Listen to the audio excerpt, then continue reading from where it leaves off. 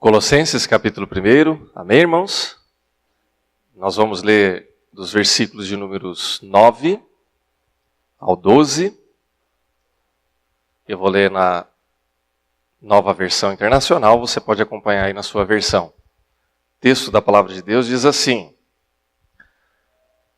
Por essa razão, desde o dia em que ouvimos, não deixamos de orar por vocês e de pedir que sejam cheios do pleno conhecimento da vontade de Deus, com toda a sabedoria e entendimento espiritual. E isso para que vocês vivam de maneira digna no Senhor, e em tudo possam agradá-lo, frutificando em toda boa obra, crescendo no conhecimento de Deus, e sendo fortalecidos com todo o poder, de acordo com a força da sua glória, para que tenham toda a perseverança e paciência com alegria, dando graças ao Pai, que nos tornou dignos de participar da herança dos santos no reino da luz. Até aqui. Vamos orar.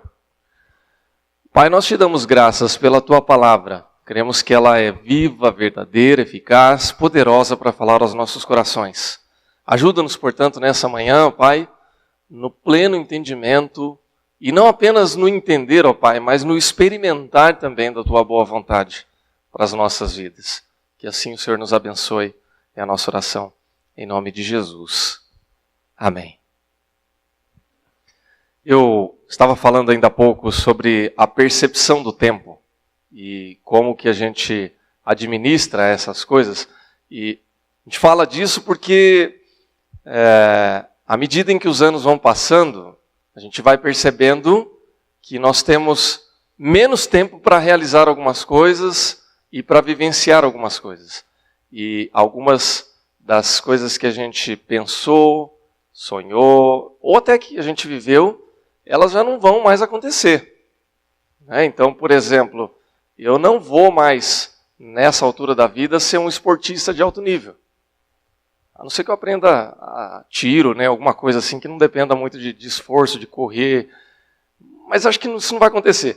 Então, tem algumas coisas que não vão voltar mais, que não vão acontecer. Outras ainda estão como possibilidade em aberto. Algumas coisas, ou muitas coisas ainda, acredito que eu posso experimentar, vivenciar e realizar, se Deus assim permitir.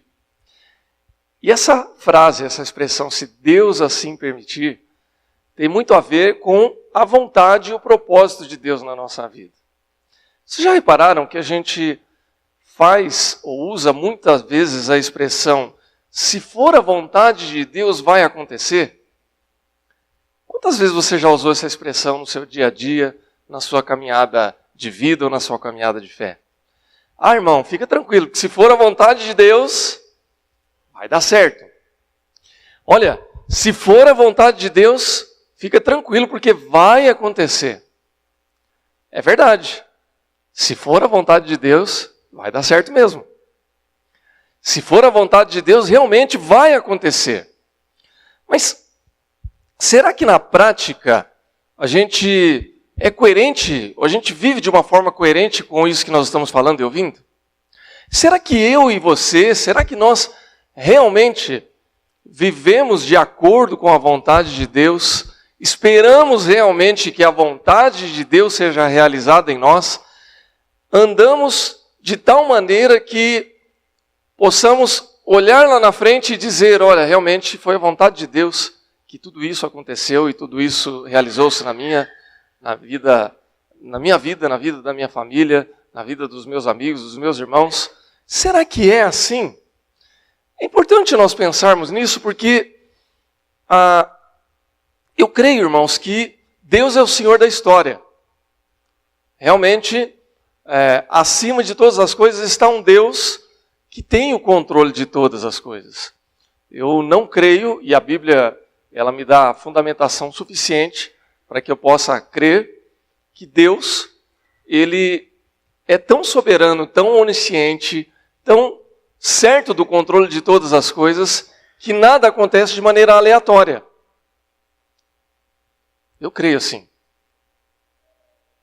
Creio num Deus que é criador, eu creio num Deus que é soberano, Eu creio num Deus que é incompreensível na minha forma de enxergar as coisas e de tentar explicar tudo o que está acontecendo aí no mundo e na história. Isso faz parte da loucura de Deus, que é sabedoria.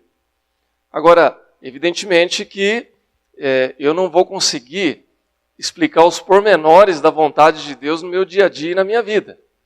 Então, eu não tenho como dizer que daqui meia hora eu vou comer macarrão ou frango porque é vontade de Deus. Não é?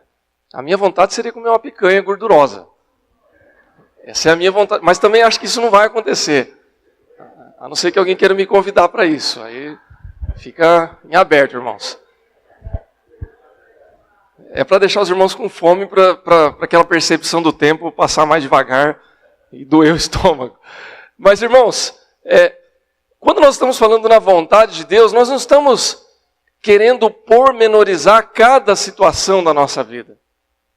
Nós estamos falando de uma maneira bastante geral, mas que tem a ver com a nossa vida com Deus.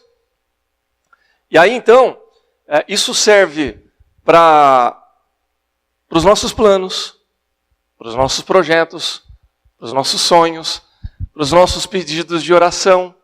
Você já reparou que tem muito pedido de oração que a gente faz? Eu estou falando genericamente, né?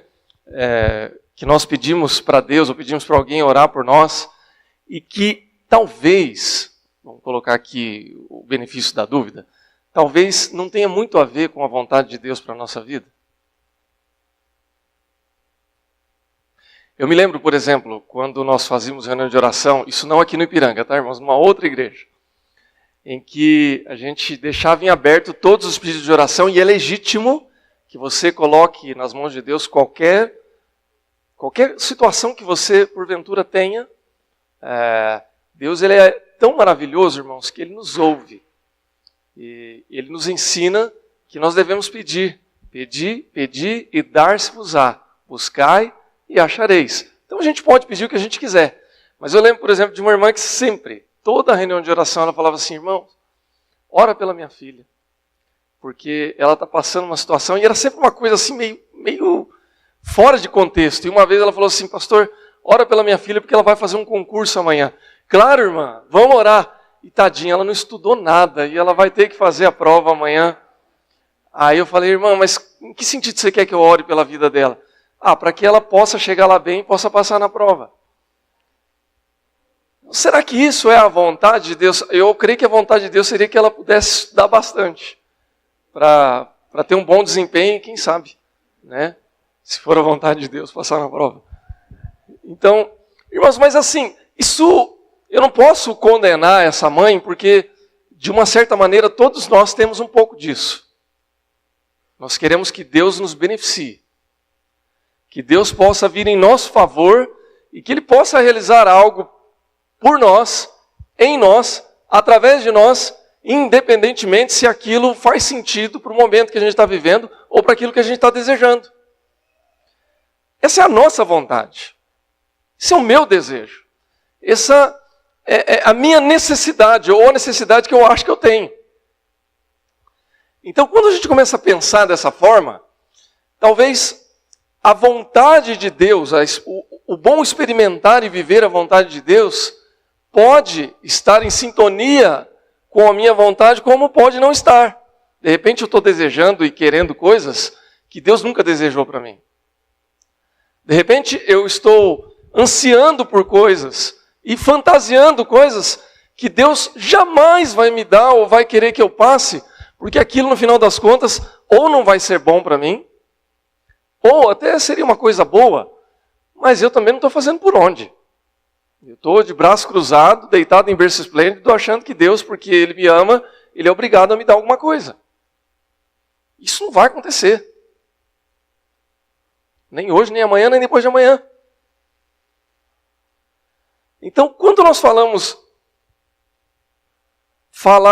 quando nós ouvimos ou falamos, se a vontade de Deus for essa mesmo, vai acontecer, nós precisamos refletir um pouco sobre de que maneira nós compreendemos e experimentamos a boa e perfeita vontade de Deus. Quando o apóstolo Paulo escreve aos Colossenses, ele abre ali essa carta já no capítulo 1, fazendo algumas saudações, desejando a graça de Deus sobre a vida deles, agradecendo a Deus quando ele ora, porque ele ouve falar da fé que aquele povo tinha, que aquela igreja dos Colossenses expressava na sua vida cristã. Era uma fé fervorosa, verdadeira. E aí ele diz então que, desde o dia em que ele ouve falar daqueles irmãos, ele não deixa de orar e pedir para que eles sejam plenos do conhecimento da vontade de Deus. Está lá no versículo 9. Com toda a sabedoria e entendimento espiritual. Ou seja, ele quer que aqueles irmãos conheçam a plenitude da vontade de Deus. E eu creio, irmãos, que esse é o desejo de Deus para cada um de nós também, que nós possamos viver com Ele em toda a plenitude. O que é viver com Deus na plenitude? É viver cheio da graça de Deus, é viver cheio da presença de Deus, é viver cheio do poder de Deus. É plenitude, é o máximo, é a expressão máxima da boa experiência de andar com Deus e de viver com Deus. Então esse é o desejo do apóstolo Paulo, esse é o desejo de Deus para mim e para a sua vida. Você pode até dizer amém. Amém! Esse é o desejo de Deus para nós. Essa vontade, essa é gratuita, viu, irmão? Você pode pegar, essa não tem erro. Isso é vontade de Deus mesmo. Deus quer isso em nós e por nós. Agora, como é que eu e você vamos alcançar o pleno conhecimento da vontade de Deus, ou alcançar a plenitude do conhecimento de Deus para a nossa vida? Em primeiro lugar, é necessário que a gente conheça pelo menos o básico da vontade de Deus para a nossa vida. Quando Paulo diz no versículo 9 que ele quer que a igreja seja plena do conhecimento da vontade de Deus, com sabedoria e entendimento espiritual, ele está falando de um processo. Ou seja, de algo que ainda não chegou ao fim. Ou seja, há uma caminhada ainda para acontecer. Eu já falei aqui algumas vezes, brincando com a minha própria condição de vida, e isso é o processo da vida de cada um de nós aqui, que quando a gente vai crescendo, a gente vai amadurecendo. E na vida adulta você continua amadurecendo. E eu brinco e digo que quando eu era mais jovem eu era muito tonto, né? Eu posso usar essa expressão, não posso? Posso, né, Zilda? Eu já usei essa expressão aqui, que quando eu tinha 20 e poucos anos eu era retardado. Aos 40, passando dos 40, eu sou um pouco menos retardado. E quando eu chegar aos 60, eu vou dizer que aos 40 eu era bem retardado ainda. É uma brincadeira, viu, irmãos? É uma forma da gente dizer que a gente vai amadurecendo, que a gente vai melhorando, que a experiência de vida, o processo do viver, vai nos ensinando algumas coisas. Por exemplo, nos ensina que a gente não precisa ficar preocupado em demasia com algumas coisas, que a gente queima muita energia por bobagem, que a gente prioriza muita coisa desnecessária, que a gente valoriza muita coisa que não precisa, e que algumas coisas muito importantes hoje a gente já começa a desfrutar de uma maneira mais madura, mais sábia. Por exemplo, o tempo, que nós falamos aqui no início. Então, isso é um processo da vida. Paulo fala aos Colossenses, olha, que vocês alcancem, que vocês continuem chegando. E isso, essa plenitude toda, ela só vai ocorrer realmente quando nós chegarmos no fim da nossa existência. E formos, então, morar com Cristo. Enquanto isso não acontecer, nós estamos caminhando. É o processo da santificação, que Paulo também fala lá na sua carta aos Romanos. Então, eu nunca vou saber qual é o plano completo de Deus para a minha vida. Qual é a plena vontade de Deus? Qual é a vontade de Deus para a minha vida daqui a 10 anos? Eu sei lá. Completa? Não sei. Mas eu tenho pistas. Aonde eu vou estar daqui a 10 anos? 5 anos atrás eu não sabia que eu ia estar em São Paulo. Então eu não sei aonde é que eu vou estar daqui a 10 anos. Mas eu tenho alguns sinais, ou muitos sinais, da palavra de Deus, que me ajudam a entender qual é o plano geral de Deus para a minha vida. E nisso eu posso me firmar. E nisso nós devemos nos firmar.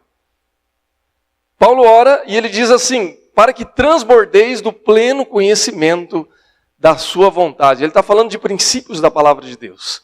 Quando Paulo usa a expressão sabedoria, ele está fazendo, isso aqui é um conflito da igreja do Novo Testamento, irmãos. Havia um conflito em que muitas igrejas do Novo Testamento estavam vivenciando com várias seitas e vários tipos e grupos de pessoas. Então, por exemplo, em algumas igrejas, a briga e o confronto era com judaizantes. Judaizantes eram judeus que estavam tendo uma experiência com a fé cristã, alguns estavam se convertendo, outros nem tanto, e eles achavam que os cristãos que não vinham da fé judaica tinham que entrar nos ritos dos judeus. Então, por exemplo, tinha que guardar o sábado literalmente, tinha que fazer a circuncisão, tinha que se abster de uma série de alimentos, assim como a lei pregava. E Paulo então diz, não é isso aí, não é desse jeito. Em outros contextos, como é o contexto de Colossenses, a briga era com uma seita chamada a seita dos gnósticos, ou gnosticismo, que trazia era uma seita mística, cheia de novas ideias, cuja base, essa é a base da palavra gnose, sabedoria, que era a ideia de você ter uma sabedoria, um conhecimento reservado só para alguns especiais. Então, só quem faz, assim, falando português claro, só quem faz parte da patota é que pode ter a revelação especial desse conhecimento. Então, se você não tem esse conhecimento, essa sabedoria revelada, essa iluminação dada para algumas pessoas específicas, você está fora. Você não tem a verdadeira revelação do conhecimento de Deus. E aí Paulo, inspirado por Deus, diz, olha, não é nada disso. Vocês vão conhecer a vontade de Deus, vocês vão conhecer a sabedoria de Deus quando vocês conhecerem a palavra de Deus. Ela é a base segura para vocês. Vocês não precisam de uma revelação especial. Vocês não precisam de um guru. Vocês não precisam fazer uma série de ritos secretos, ajoelhar no milho, pular onda ou fazer qualquer tipo de coisa para que vocês tenham uma revelação especial de Deus. Não! A revelação de Deus está aqui na palavra. Cristo se revelou e a sua palavra fala por ele. Então, nós temos, irmãos e irmãs, princípios que nós podemos nos ater. A palavra de Deus é a sabedoria de Deus. Aquilo que é revelado por meio de Cristo é a sabedoria de Deus. Então, como é que eu posso saber se Deus tem uma vontade segura para mim, ou como é que eu posso estar seguro dessa vontade de Deus? Conheça a palavra de Deus. A palavra de Deus tem todos os princípios. E nós estamos falando aqui, irmãos, de princípios. Não estamos falando de regra pronta. 5 passos para, 8 passos além, 10 passos sobre. Não, é palavra de Deus. Dá trabalho, viu, irmãos? Tem que ler a palavra de Deus. Tem que estudar, tem que conhecer. Lembram-se dos crentes bereanos que ouviam e olhavam a palavra de Deus para ver se tudo condizia? É isso aí, é conhecer a palavra de Deus.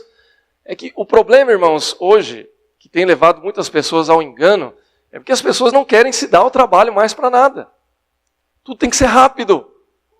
É o mundo digital, né? Mensagem instantânea. Vídeo não pode ter mais de 1 minuto. Áudio, talvez 2 minutos, se a gente puder escutar o áudio vendo alguma outra coisa. E conhecer a palavra de Deus exige de nós leitura, reflexão, tempo. Não só ler, mas também aprender a ouvir a voz de Deus, através da oração, através da introspecção. Mas isso, meus irmãos e irmãs, é necessário e é bom que seja assim. Porque Deus fala conosco. E quando Ele fala conosco, irmãos, isso nos dá segurança de que nós estamos no caminho certo. Amém, irmãos? Agora, Paulo ainda ora, no versículo 9, diz assim, em toda sabedoria e entendimento espiritual. Na minha versão aqui, conhecimento da vontade de Deus com sabedoria e entendimento espiritual. Acho que essa é a sua versão também, imagino. Esse entendimento espiritual, ele vem por meio do Espírito Santo. Como é que eu entendo a palavra de Deus? Como é que nós lemos o texto? Como é que eu pego aqui a minha Bíblia? Você pega aí o texto no seu celular, no seu tablet, ou no seu livro mesmo, e essa leitura vai fazer sentido para você, e você vai entender que é Deus falando com você. É o Espírito Santo, irmãos, que age em nós. E aí é que tem a ação de Deus, onde Deus ele visita a minha consciência, visita o meu coração, visita as minhas emoções, visita o meu contexto de vida, e Ele revela a vontade dEle para mim e para você. Eu brinquei e falei que com 20 e poucos anos eu era tonto. Mas, irmãos, mesmo uma pessoa tonta, ela tem discernimento da vontade de Deus. Então eu com 20 anos eu tinha discernimento da vontade de Deus. Eu com 40, aqui a gente já não conta mais depois dos 40. Então eu com 40 eu tenho discernimento, com 60 eu vou ter também. E você também vai ter. Porque o Espírito Santo de Deus é quem nos ajuda a compreender a vontade de Deus. É o Espírito Santo de Deus que fala com o meu filho de 8 anos, agora 9. E ele, no mundinho dele, ele consegue compreender que tem alguma coisa. Ele tem uma noção do que é certo e do que é errado, mesmo que ele escolha o errado. Porque Deus revela a sua vontade. Amém, irmãos? Então, de que maneira eu vou conhecer a vontade de Deus? Primeiramente, conhecendo a sua palavra e deixando que o Espírito Santo fale comigo por meio da sua palavra. Por isso que dá trabalho, tem reflexão, tem oração, mas é assim que Deus nos ensina, irmãos, e é assim que nós vamos ter que caminhar. Amém? Isso nos leva a uma segunda reflexão que tem a ver com a nossa conduta de vida. Ou seja, não basta que eu conheça a palavra de Deus, mas também é necessário que eu pratique a vontade de Deus que Ele revela. Versículo 10 diz assim: isso para que vocês vivam de maneira digna do Senhor, e em tudo possam agradá-lo, frutificando em toda boa obra e crescendo no conhecimento de Deus. Ou seja, viver de maneira digna, viver de acordo com essa vontade revelada por Deus. Olha, irmãos, se eu consigo ter uma noção dos princípios da palavra de Deus, então naturalmente Deus está dizendo algo além para a gente. Está dizendo assim, olha, você entendeu? Você está lendo aí. O Espírito Santo tocou no seu coração. Está claro para você? Então você vai lá e faz isso agora. É igual a gente faz com os nossos filhos, quando a gente pega e ensina alguma coisa nova para eles. Entendeu? Pai, como é que dobra essa roupa? Você faz assim, você coloca aqui, você puxa esse lado, você puxa do outro, dobra 2 vezes, põe esticadinho na gaveta. Irmãos, eu aprendi a dobrar roupa com 43 anos de idade, viu? Ainda há esperança para você, se você não aprendeu. Até para isso a Netflix ajuda a gente, né? Aprendi a dobrar roupa, irmãos. Eu passei boa parte da minha vida pendurando camiseta no guarda-roupa, né, amor? Até que meu guarda-roupa não cabia mais, porque eu colocava camisa social, camiseta, jaqueta, camisa do Palmeiras, tudo junto, né? Agora não, agora está tudo dobradinho na gaveta. Mas eu aprendi e tive que fazer o quê? Bom, agora que você já sabe o que você vai fazer, vai lá, dobra e guarda. Irmãos, Deus nos ensina algumas coisas e Ele quer que nós coloquemos em prática essas coisas. Paulo diz assim para os Colossenses: para que vocês vivam de modo digno no Senhor, para o seu inteiro agrado. Quando a gente vai no grego, no texto original, nos melhores textos, né? O original é difícil de você encontrar, mas os melhores textos, eles vão dizer assim: vivam ou andem de acordo com a vontade de Deus. E a palavra que você vai encontrar ali, grega, é peripatel. Domingo passado eu estava conversando com a Letícia sobre isso, né? Do método peripatético. O que é o método peripatético? Há 300 anos antes de Cristo, já se usava essa expressão de uma outra forma. Peripatel ou peripatel tem a ver com caminhar. Na verdade, a tradução é outra. A tradução tem a ver com os perípatos, que são as bases ali das colunas, dos pórticos em que o pessoal andava. Mas ele ganhou um outro significado a partir da filosofia aristotélica. Isso 300 anos antes de Cristo. Aristóteles ele criou um método de ensino filosófico em que ele pegava os seus alunos e falava: vamos estudar? Então vamos caminhar. E aí ele andava pelo pátio ali dos locais, dos palácios onde eles estudavam, andava ali debaixo das árvores. E no caminhar, eles iam desenvolvendo a sua filosofia, com conversa, com perguntas e respostas. Então, quando Paulo ele usa essa expressão, ele já usa num contexto helenístico, em que ele vai falar a fim de que vocês andem de acordo com a vontade do Senhor. Ou seja, caminhem em reflexão contínua com a vontade de Deus. É uma coisa dinâmica, não é uma coisa estática do tipo, bom, Deus trouxe a vontade para a minha vida, agora eu sento aqui e vou ficar pensando na vontade de Deus. Não, siga em frente na vontade de Deus. E essa vontade é dinâmica por quê? Porque a nossa vida é dinâmica. Porque a nossa vida muda. Porque a gente progride. Assim espera. Né? Não é para a gente regredir, é para progredir. Mas se a gente regredir um pouquinho, a gente caminha de novo depois e segue em frente. Então tem a ver com o estilo de vida. Com a forma como a gente conduz as coisas. Com a maneira pela qual a gente se posiciona. Pelas escolhas que a gente faz. Pelas relações que a gente mantém ao longo da vida. E isso tudo tem a ver com Deus. Se eu não caminho com Deus, se a minha conduta não reflete os princípios da palavra de Deus, a vontade de Deus, então, meus irmãos, nós não estamos vivendo a vontade de Deus. Viver a vontade de Deus tem a ver com conduta. Aí talvez você possa dizer assim, mas eu já fiz um monte de coisa errada. Ok, irmãos. Você fez coisa errada? Pede perdão para Deus, conserta aquilo na medida do possível e segue em frente. Ajusta aquilo que tem que ajustar e viva a vontade de Deus. Porque é essa vontade que Deus quer que você viva. Então, eu já entendi por meio da sua palavra, eu já refleti, o Espírito Santo já trouxe uma revelação, agora eu vou viver. Para que, conforme o apóstolo Paulo, em tudo eu possa agradá-lo. Ou seja, qual a motivação? Por que eu tenho que viver a vontade de Deus para a minha vida? Bom, primeira coisa, irmãos.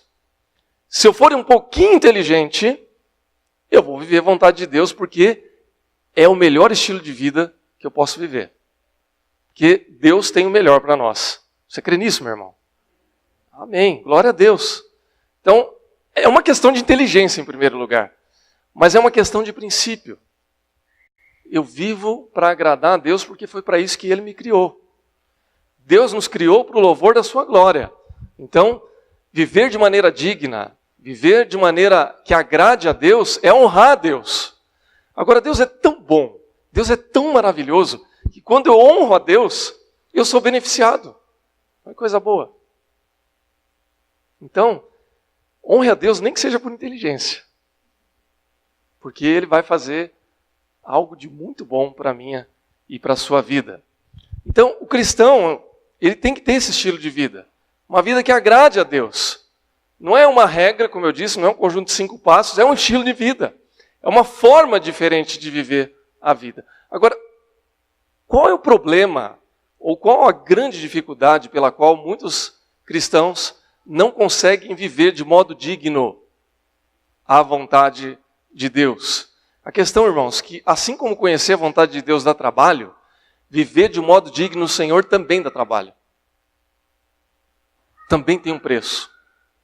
Também tem um custo. Esperar a justiça de Deus, por exemplo, é ter paciência. É saber que a última palavra é dele. Ser, por exemplo, confrontado, injustiçado, caluniado, tem a ver com colocar a tua honra em risco e deixar que Deus faça a parte dele. Irmãos, você pega, por exemplo, a vida de José do Egito. Deu trabalho, né? Você pega a vida de Daniel.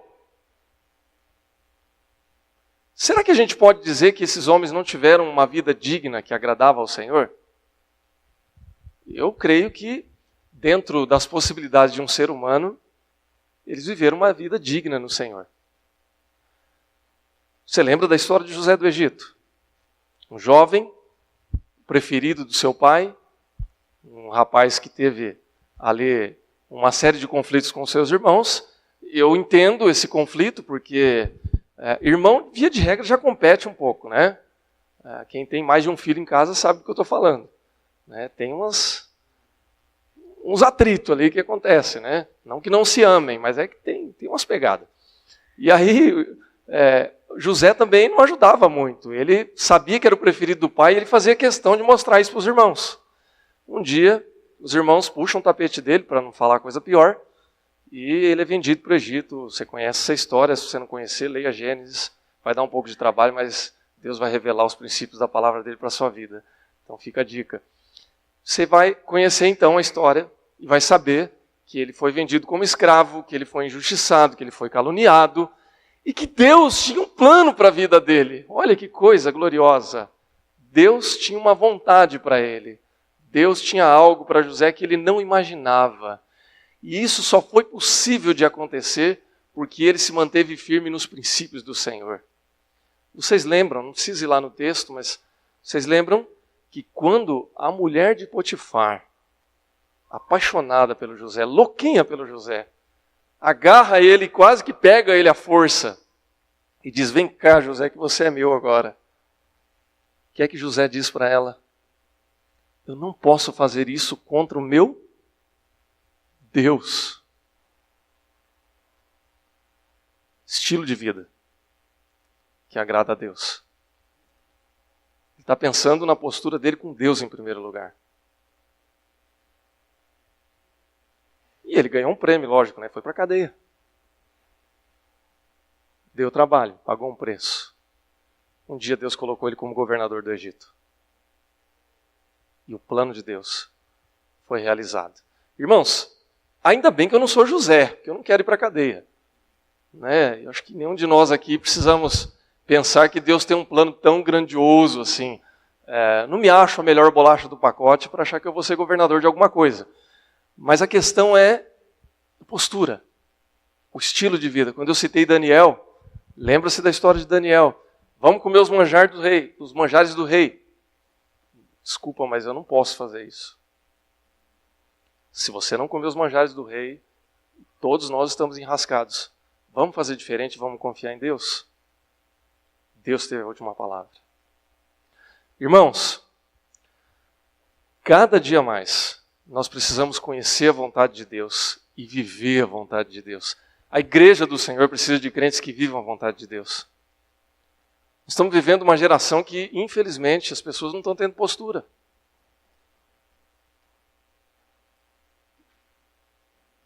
Estão afrouxando. Estão vivendo hoje e esquecendo do amanhã. Estão comendo semente para não deixar a árvore crescer. E Deus tem mais para nós do que isso. A vontade de Deus para nós é muito maior, é muito melhor. Mas nós precisamos viver o hoje. E aí, Paulo encerra então, um terceiro momento, insistindo para que eles perseverem na vontade de Deus. Versículo 12 diz que ele dá graças a Deus, graças ao Pai, que torna eles dignos de participar da herança, e voltando ainda no versículo 11, sendo fortalecidos com todo o poder de acordo com a força da sua glória, para que tenham perseverança, paciência com alegria.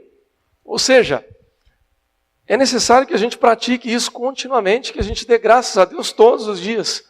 Irmãos, tudo isso que eu estou falando aqui, que a gente está refletindo por meio da palavra de Deus, é claro que envolve uma série de questões aí do nosso dia a dia. Se eu tenho que ler a palavra de Deus e refletir, eu tenho que criar disciplina. Se eu tenho que adotar um estilo de vida, significa que eu vou ter que abrir mão de algumas coisas e escolher outras coisas. Isso está claro. Está muito claro. Como tudo que vale a pena na vida. A gente tem que abrir mão de algumas coisas e tem que escolher outras. Você se lembra do que Paulo diz lá em 1 Coríntios, no capítulo 8, quando começa essa mesma briga que a gente estava falando aqui, de gnosticismo, de judaizantes, e aí então há uma série de questões e de embates ali, porque o povo estava comendo carne sacrificada aos ídolos. Isso era um costume da sociedade de Corinto, e para o pobre, isso é quase que uma piada pronta, né? O pobre de Corinto, o pobre corintiano, desculpa, irmãos, mas é mais forte do que eu. Para o pobre mesmo, sem dinheiro, aquele que não tinha recursos em Corinto, A única oportunidade da vida dele no ano de comer uma carne boa era nessas festas. Porque era um produto escasso. E aí ele se convertia para a igreja, e aí os judaizantes falavam assim, se você comer dessa carne, você está morto.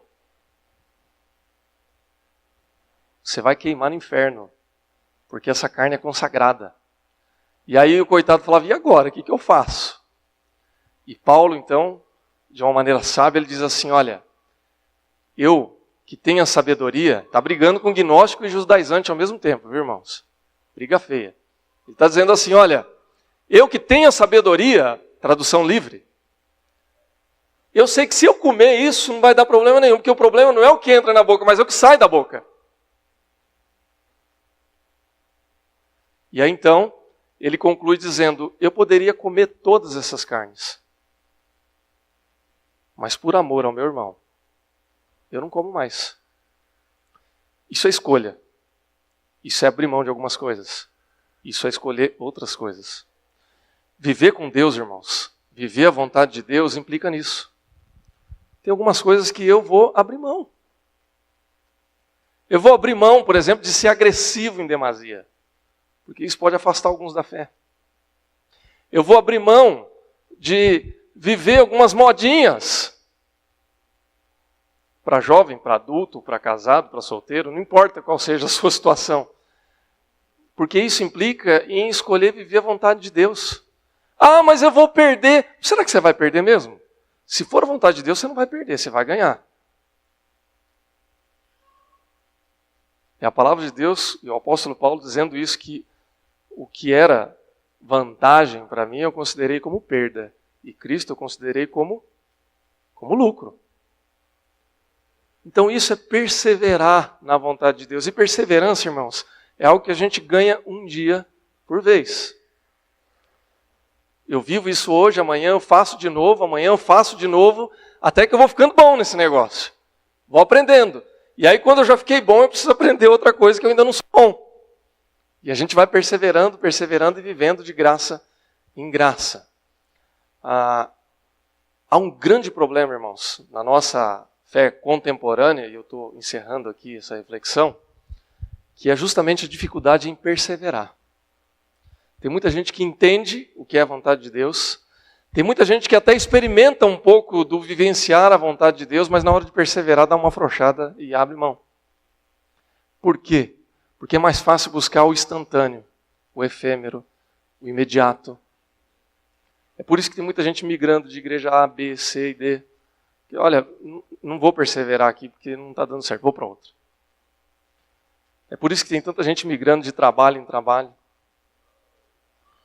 É aquela coisa assim de, está demorando muito, eu não tenho paciência. Precisa ser logo. Irmãos, nem tudo vai acontecer da noite para o dia. A vontade de Deus, ela é diária, você tem que ir colocando um pouquinho por vez, esperando que Deus haja e Deus continua agindo.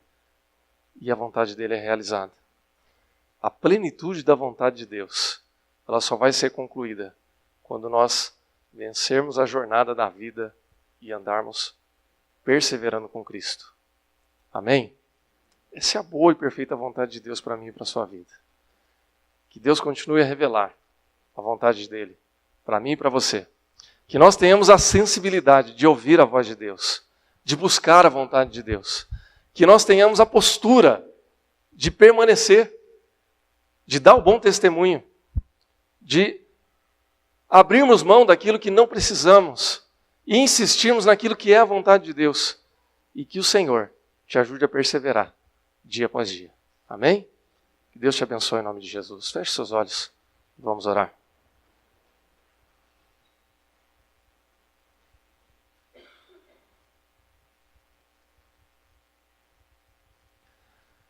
Pai, faça o teu querer em nós. Quando nós oramos e pedimos que a tua vontade seja realizada em nossas vidas, Pai, nos ajuda primeiramente a entender o que nós estamos dizendo. Ajuda-nos a compreender, ó Pai, que a tua vontade não é apenas a melhor, mas é a única vontade pela qual nós deveríamos nos basear, nos fundamentar. Pai, que nós possamos ter sede, desejo do conhecimento da Tua palavra, da Tua revelação. Que ela seja o norte da nossa vida, que ela seja a origem de todos os princípios do nosso caminhar, da nossa postura, das nossas decisões, e que através dela, Senhor Deus, nós possamos perseverar dia após dia no Senhor. Que assim seja, Pai, não apenas hoje, mas para todo sempre, em nome de Jesus. Amém.